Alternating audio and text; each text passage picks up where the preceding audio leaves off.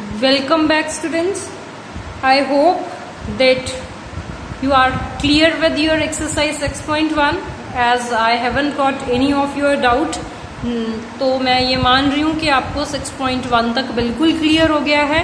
तो अब हम स्टार्ट करेंगे 6.2. As I already told you in my very first video of this chapter कि आपने अगर फर्स्ट डे का लेक्चर अच्छे से अटेंड कर लिया है तो बाकी चैप्टर सारा आपको बड़ा इजी लगेगा. तो अब हम 6.2 नई एक्सरसाइज स्टार्ट करने जा रहे हैं, बट एज सच इसमें नया कुछ भी नहीं है. वाई? बिकॉज हमने सारे टॉपिक्स जो हैं वो कवर कर लिए थे हमारे फर्स्ट डे में ही, राइट? तो let's look at the first question. The question is very simple. You are given with this figure and you have to find the values of x and y. Then they are saying after finding the values of x and y you have to show that AB is parallel to CD. ये दोनों lines आपस में parallel भी हैं. देखने को लग रही है, मैंने पहले ही बोला है, वो हमें मैटर नहीं करता है. हमने प्रूफ करना है कि कैसे. देखने को लग रही है वो बात नहीं है इसमें, ठीक? सो एज सच सबसे पहले हम गिवन लिखेंगे, बट इस क्वेश्चन में फाइंड भी है एंड शो भी है. मतलब इसमें हमने टू फाइंड भी करना है एंड टू प्रूव भी करना है. सो सबसे पहले given, it is given. What is given? हाँ जी, और एक बात, बुक में आपकी ये जो लाइन है ट्रांसवर्सल, इसका आपको कोई नेम नहीं गिवन है, तो हम अपनी मर्जी से इसका नेम EF लिख लेते हैं, ठीक? तो हमें क्या गिवन है कि एंगल, और ये जो इंटरसेक्शन पॉइंट्स हैं इनका नाम क्या लिख लें? PQ. आप कुछ भी लिख सकते हो, मैंने अपने कन्वीनियंस के लिए P एंड Q लिख लिया. नाउ एंगल EPA कितना गिवन है हमें? It is 50 degrees. और क्या गिवन है? एंगल CQF, ये कितना गिवन है? 130 डिग्रीज. उसके बाद टू फाइंड क्या करना है हमने? x and y. To proof क्या करना है हमने? AB parallel CD. तो सबसे पहले हम सॉल्यूशन लिखते हैं कि हम कैसे फाइंड आउट करें. अब हमने वो वाली कोई कंडीशन यूज नहीं करनी है, वो वाला कोई रूल यूज नहीं करना है जिसमें हमने ये कहा हो कि AB पैरेलल CD है. मतलब जो हमने फर्स्ट डे करा था उसमें जो स्टार वाली आपकी प्रॉपर्टीज हैं वो हम यूज नहीं करेंगे, क्योंकि हमें पता नहीं है कि AB CD के पैरेलल है. एक बात बड़े ध्यान रखने वाली है इस चैप्टर में, कहीं भी किसी भी क्वेश्चन में जब तक आपको नहीं लिखा है कि AB is parallel to CD, कोई भी लाइन है PQRS, कोई भी लाइन है, जब तक स्टेटमेंट में नहीं लिखा है कि इट इज पैरेलल, चाहे आपको देखने में भले ही लग रही हो, आपने उसको पैरेलल कंसिडर नहीं करना, क्योंकि वो कहीं पे उन्होंने कहा नहीं है. अगर आप प्रूव कर सकते हो then that is a separate thing, but आप खुद से एज्यूम नहीं कर लोगे कि ये मुझे देखने में पैरेलल लग रही है, तो I will say that AB is parallel to CD. हाँ जी, तो अब आपको दिख रहा होगा अगर हम y की वैल्यू निकालना चाहें तो वो बड़े इजी से निकल रही है. कैसे? ये देखिए,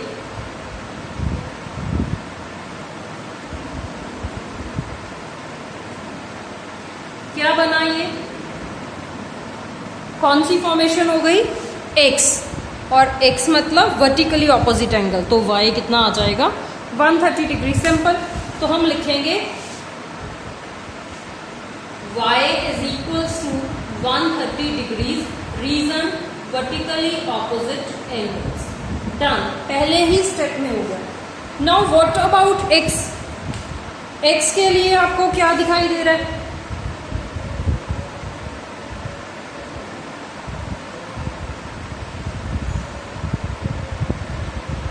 ये क्या बन रहा है? T. तो T फॉर्मेशन है तो लीनियर पेयर है, और लीनियर पेयर इक्वल नहीं होता, उसका सम क्या होता है? 180. तो we can say 50 plus x is equals to 180.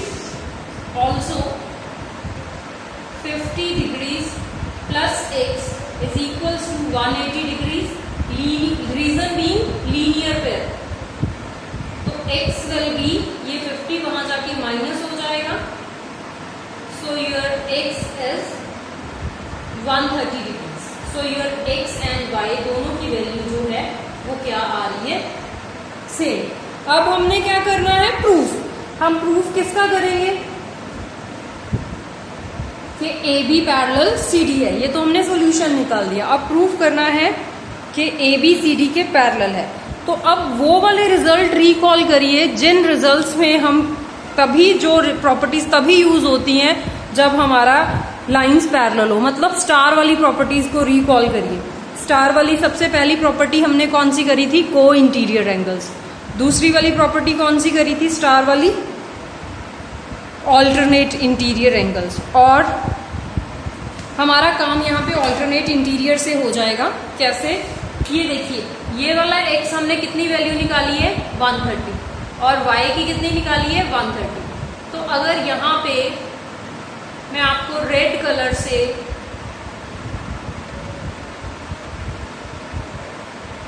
एक ये z बना के दिखाऊं,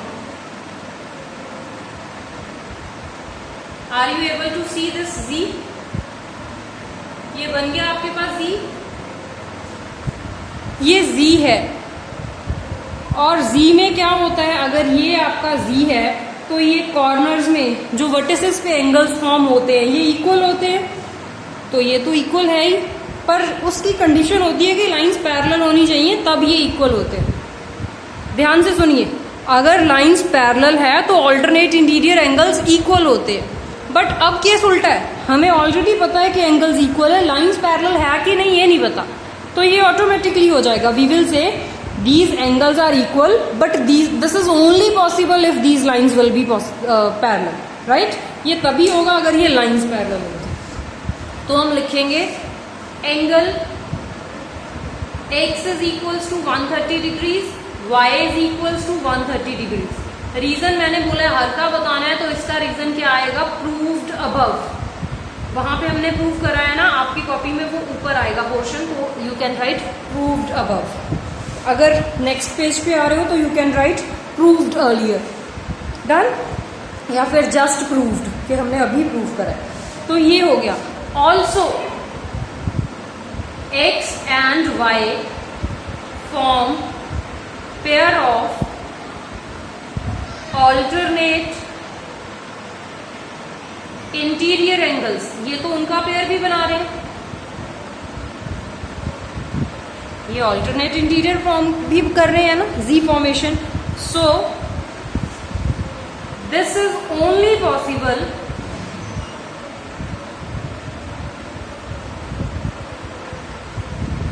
if AB is parallel to CD। ये तभी पॉसिबल है अगर आपकी लाइंस जो है वो पैरेलल है। उसके बाद लास्ट लाइन में आप लिखोगे, I will write over here only, hence proved, कि अब हमारा क्या हो गया, प्रूफ। कुछ नया नहीं था, वही पुराना ही है, बस आपको फिगर को एनालाइज करना है अच्छे से कि कौन सी चीज कहाँ हम यूज कर सकते हैं। प्रॉपर्टीज आपको आती हैं, right. Our next question is, you are given with the figure 3 straight lines AB, CD, EF. These are given in such a way that AB is parallel to CD. First वाली line second वाली line के parallel है, and CD is further parallel to EF. तो CD EF के parallel है। तो इसका automatically meaning अगर हम ढूंढें by using Euclid's postulate, Euclid's geometry अगर हम यहाँ पे अप्लाई करें, तो एक चीज दूसरी के, ये वाली इसके पैरेलल है और ये वाली इसके पैरेलल है, दोनों चीजें किसी सेम के पैरेलल है, तो ऑटोमेटिकली तीनों आपस में क्या हो जाएंगी, पैरेलल। मतलब you can write these two statements in single as AB parallel BC, sorry, AB parallel CD parallel EF, right? Now you have to, okay, उसके बाद आपको रेशो गिवन है। रेशो का मैंने ऑलरेडी आपको ये कल वाली वीडियो में बताया था कि अगर किसी भी टर्म की रेशो गिवन है तो हम किसी कांस्टेंट से, सॉरी, हाँ, यस, किसी सेम कांस्टेंट से हम मल्टीप्लाई कर लेते हैं, जैसे हमने उसमें x से करा था। बट इसमें हम x से नहीं कर सकते बिकॉज x हमें क्वेश्चन में ही गिवन है, तो हम कोई और वेरिएबल ले लेंगे लाइक t। ओके, सो सबसे पहले तो वही काम, given, to prove, to find. हाँ जी, what is given? Given is AB parallel CD parallel EF। मैंने एक ही स्टेटमेंट में लिखा, and what else, y ratio z is equals to 3:7। to prove नहीं, to prove नहीं है यहाँ पे, to find है। क्या फाइंड आउट करें? x solution. अब सबसे पहला काम तो यही है कि जो एंगल्स हमें रेशो में गिवन है उनका हम क्या निकाल लें, उनकी value by multiplying with some constant. तो let y is equals to 3 times something. x हम नहीं ले सकते बिकॉज x क्वेश्चन की ही एक टर्म है, हमें कोई अपनी तरफ से टर्म लेनी होती है, हम ले लेते हैं t and z is equals to 70, right. अब हमें पता है कि x 70 है एंड z जो है वो भी क्या है 70। अब इस क्वेश्चन को करने के बहुत सारे तरीके हैं। सबसे पहला तो ये आपको एक z दिख रहा होगा, यहां से यहां तक ये z बन रहा है, तो जितना x होगा उतना ही z होगा, राइट। दूसरा, ये x एंड y क्या है, को इंटीरियर एंगल्स है, तो इनका सम 180 होगा। तीसरा, ये यहां से आप इधर ले आओ वर्टिकली ऑपोजिट एंगल्स करके, फिर इनका सम 180 कर लेना, कुछ भी कर सकते हो, इजी है सारा ही। तो मैं क्या कर रही हूं, मैं पहले आपको यहाँ पे एक x दिखा देती हूँ। आपके माइंड में हो सकता है कोई और तीसरा चौथा मेथड भी आ रहा हो, राइट। तो आप लिखोगे, इसको मैं मार्क कर लेती हूँ एंगल 1, क्योंकि लेबलिंग से बेटर रहता है ये नंबरिंग। तो I will say y is equal, angle 1 is equals to y। इसका रीजन क्या होगा, वर्टिकली ऑपोजिट एंगल्स, क्योंकि मेरा x फॉर्म हो रहा है वहां पे, ओके। तो मेरा एंगल 1 जो है वो y के इक्वल आ गया, तो मतलब यहाँ पे क्या है y। अब देखिए को इंटीरियर एंगल्स को रिकॉल करिए। को इंटीरियर एंगल्स क्या होते हैं, interior angles on the same side of transversal. अब इन दो लाइंस को देखिए, ये दो straight parallel lines, this is the transversal, these two angles are the, ये ऐसे है। अब यहाँ पे आपका एंगल 1 है जिसको हमने y के इक्वल लिखा है, ये z है, तो these two are the straight lines और ये ट्रांसवर्सल, तो these are the angles on the same side of the transversal. तो ये क्या होते हैं, सप्लीमेंट्री, इनका सम कितना होता है 180। Also angle 1 plus z is equals to 180 degrees. Reason लिखोगे को इंटीरियर एंगल्स, राइट। एंगल 1 को तो हमने y निकाल लिया है, तो y plus z equals to 180। ये मैंने y एंड z का रिलेशन इसलिए निकाला है क्योंकि दोनों की वैल्यू मुझे t की टर्म्स में पता है, मेरा क्वेश्चन सॉल्व हो जाएगा। Now y as 3t, z as 70 is equals to 180 degree. 3t plus 70, 10t is equals to 180 degree. After solving, you will get 180 upon 10. So your t will be 18 degrees.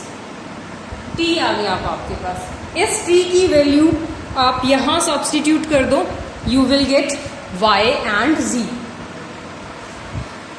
Therefore, y is equals to 3 times 18. That is 54 degree. Z is equals to 7 times 18. That is 126 degree. Correct? तो आपके पास y भी आ गया, z भी आ गया, तो ये values आपके पास आ गई। अब बचा क्या, पूछा तो हमसे क्या था, फाइंड x। ये क्यों निकाल लिया, बिकॉज इनके बिना हमारे पास x आना ही नहीं था, हमें जो रिलेशन गिवन था वो y एंड z का गिवन था।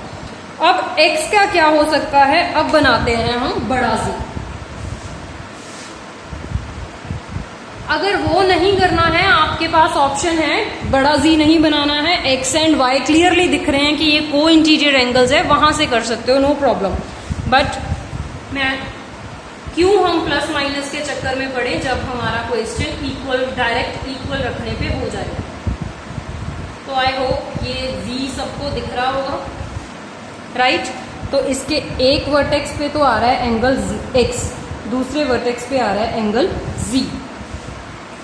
तो अब हम लिखेंगे कैसे, now as AB parallel CD and CD parallel EF, this implies AB parallel EF।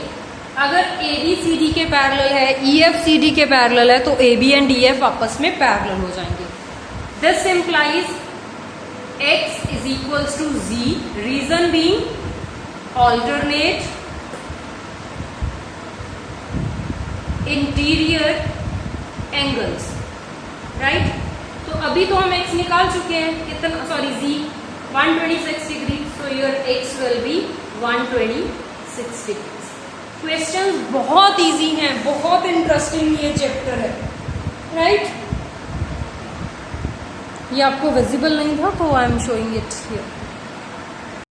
Our question number 3 is you are given with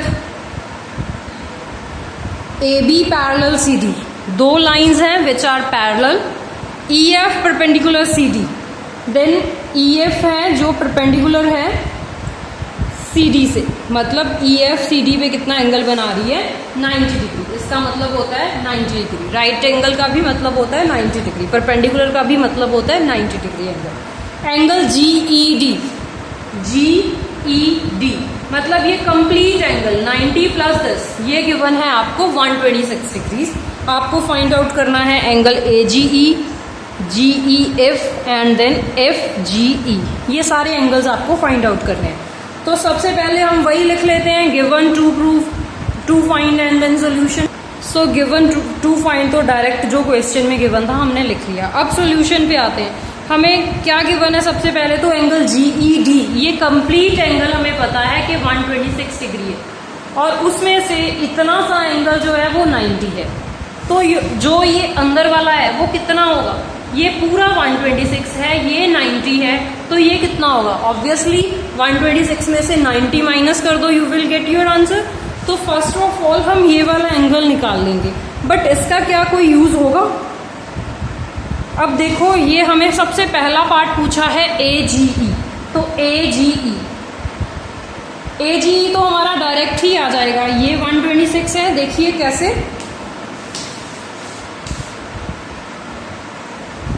ये I hope that this Z is visible to you. ये Z दिख गया होगा सबको. अब अगर ये angle 126 है तो वो भी 126 हो जाएगा. क्यों, क्योंकि लाइंस तो हमें पहले से ही पता है कि पैरेलल है. तो करते हैं शुरू. We will write angle AGE is equals to angle, ये वाला एंगल कौन सा हुआ, GED. Reason alternate interior angles, right. अब AGE कितना हो गया आपके पास, 126 degrees. So this is done. अब क्या पूछा है, GEF. GEF के लिए अब हम वो वाला वर्क करेंगे, 126 में से 90 माइनस कर देंगे. Clear. Now angle GEF this is equals to angle GED minus इस पूरे एंगल में से अगर हम FED माइनस कर दें तो हमें मिल जाएगा GEF, राइट. अब GED मुझे पता है कि 126 है, एंड FED मुझे पता है कि 90 है. तो what it will be, 116, no sorry, it will be 36, right. तो सेकेंड एंगल भी हमने फाइंड आउट कर लिया. अब बचा क्या, FGE. अब देखिए, हमने AGE फाइंड आउट कर लिया है कि ये 126 है. अब हमें करना है FGE, मतलब ये वाला एंगल करना. तो ये भी बड़े क्लियरली आप लोगों को दिख गया होगा कि मैं कौन सी फॉर्मेशन यहाँ पे यूज करूंगी. देखिए, ये